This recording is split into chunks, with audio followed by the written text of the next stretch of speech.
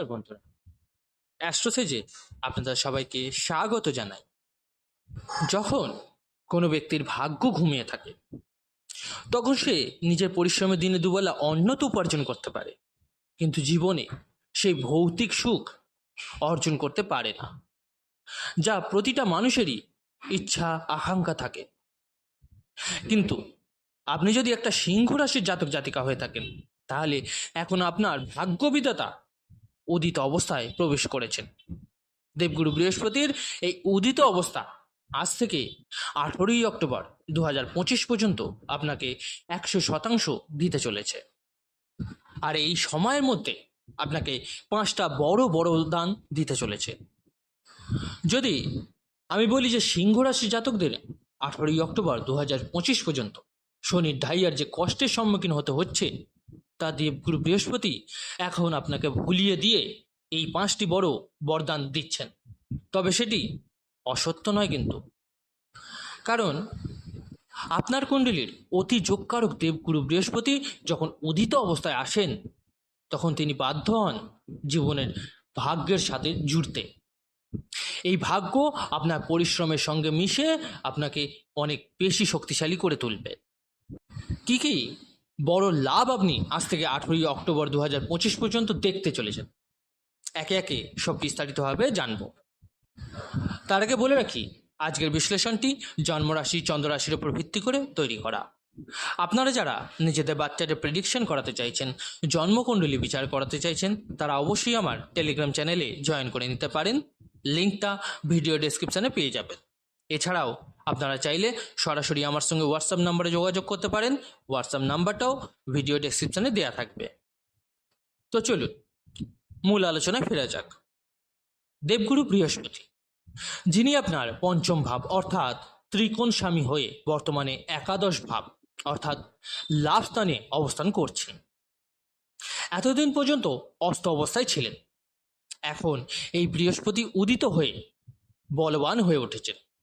তাই সিংহ রাশির জাতক জাতিকারা এখন দেখবেন প্রথম আশীর্বাদ যা দেবগুরু বৃহস্পতি আপনাকে কিন্তু দিতে চলেছে। 18ই অক্টোবর 2025 আগে এমন কোনো ইচ্ছা যেটা আপনি শত চেষ্টা করেও পূর্ণ করতে পারছিলেন না, সেই কামনাকে এখন দেবগুরু বৃহস্পতির আশীর্বাদে আপনি জীবনে প্রাপ্ত করতে চলেছেন। দ্বিতীয় আশীর্বাদ যা বৃহস্পতি তৈরি করতে চলেছেন তা হলো আপনার আয় বৃদ্ধি। আপনি ব্যবসা করছেন, তাহলে ব্যবসায় কিন্তু উন্নতির যোগ আছে। চাকরি করছেন, তাহলে কিন্তু প্রমোশন, নতুন চাকরির সুযোগ আসবে বা অতিরিক্ত আয়ের কিন্তু উৎস তৈরি হবে। এই ধরনের আশীর্বাদ সিংহ রাশির জাতকরা শতভাগ পেতে চলেছেন। তৃতীয় বরদান যা বৃহস্পতি আপনাকে কিন্তু দিতে চলেছেন। এতদিন পর্যন্ত শনির ঢাইয়া বৃহস্পতির অস্ত অবস্থার কারণে আপনাকে পরিশ্রম করেও ফল দিচ্ছিল না। এখন আপনি দেখবেন আজ থেকেই একদম এই সময় থেকে আপনার পরিশ্রমের কিন্তু পূর্ণতা সহ শ্রেষ্ঠ ফলাফল আসতে শুরু করবে। অতীতে সেই ব্যর্থতা যেটা বারবার সামনে এসে দাঁড়াচ্ছিল, তা কিন্তু পিছনে ফেলে আপনি জীবনে এক নতুন উন্নতির দিকে এগিয়ে যাবেন। চতুর্থ আশীর্বাদ, কোনো আকস্মিক লাভ হবে। হয়তো শেয়ার মার্কেটের লাভ হতে পারে, কোথাও বিনিয়োগ করেছিলেন সেখান থেকে অর্থ আসতে পারে। এমন কোনো লাভ যা আপনি কল্পনাও করেন, হঠাৎ করে আপনি উপকৃত হবেন। এই ধরনের আশীর্বাদ দেবগুরু বৃহস্পতি আপনাকে দিতে চলেছেন। আপনি আপনার বুদ্ধিমত্তা, চাতুর্য ও দক্ষতার মাধ্যমে জীবনের শ্রেষ্ঠ স্থান অর্জন করতে চলেছেন। সম্মান, মান, প্রতিপত্তি লাভ করবেন। এই সবাই দারুণ যোগ তৈরি হচ্ছে। আপনি যদি সিংহ রাশির জাতক হয়ে থাকেন ও কোনো প্রতিযোগিতায় অংশ নিতে চাইছেন, তাহলে তাতেও কিন্তু সাফল্যের যোগ তৈরি হচ্ছে। আপনি যদি দাম্পত্য জীবনে থাকেন, কোনো সন্তানের আশা রাখেন, অথচ কোনো না কোনো কারণে তা সম্ভব হচ্ছিল না, এই সময়টা খুব শুভ। চেষ্টা করলে সন্তানের ভালো যোগ তৈরি হবে। আপনার যদি ইতিমধ্যেই সন্তান থাকে, তার শিক্ষা বা কেরিয়ার নিয়ে চিন্তা করছেন, তাহলে দেখবেন 18ই অক্টোবর 2025 আগে আপনার সন্তান এমন কিছু করবে যাতে আপনি খুব গর্বিত বোধ করবেন। পঞ্চম ও শেষ আশীর্বাদ, দাম্পত্য জীবনে মাধুর্য বৃদ্ধি হবে, দৈনিক আয়ের বৃদ্ধি হবে, পার্টনারশিপে লাভের সুযোগ আসবে।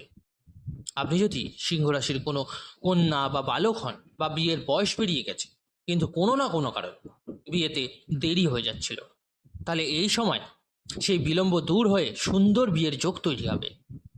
এই 5টা বড় বরদান সিংহ রাশির জাতক জাতিকাদের জন্য আজ থেকেই শুরু হতে চলেছে। আপনারা কিন্তু এর লাভ আজ থেকেই পেতে শুরু করবেন।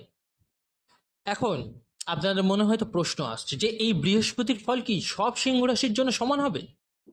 কারণ সিংহ রাশির তো কোটি কোটি মানুষ আছে, সবার জন্য সমান ফল কিভাবে সম্ভব? শাস্ত্রই বলে এটা সম্ভব না। কারণ আপনি যে গ্রহের ফল শুনছেন সেই গ্রহটি আপনার কুণ্ডলিতে একটা শুভ স্থানে থাকা কিন্তু অত্যন্ত জরুরি। আপনার জন্মকুণ্ডলী অনুযায়ী যদি বৃহস্পতি ষষ্ঠ, অষ্টম বা দ্বাদশ ঘরে থাকে অথবা দশম ঘরে থাকে, তাহলে এটা স্থান দোষ বলে গণ্য করা হয়। বৃহস্পতি আপনার কুণ্ডলীর অতি যোগকারক হওয়া সত্ত্বেও ভালো ফল কিন্তু দিতে পারেন না।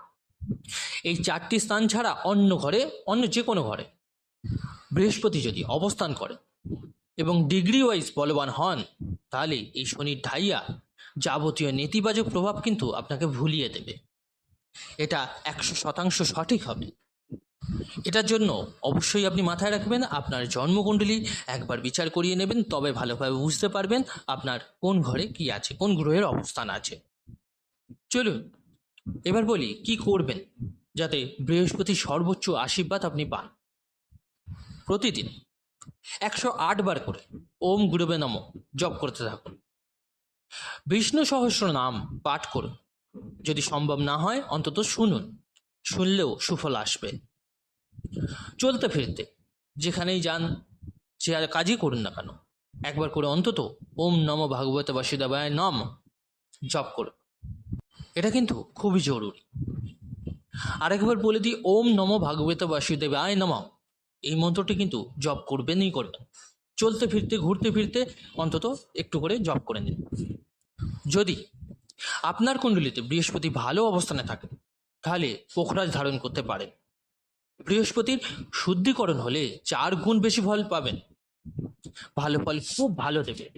তবে আমি কিন্তু অবশ্যই আবারও বলবো, কোনো ভালো জ্যোতিষীর কাছ থেকে নিজের কুণ্ডলী বিশ্লেষণ করিয়ে তবেই রত্ন ধারণ করবেন। ভুল করে যেন পোখরাজ না পড়ে।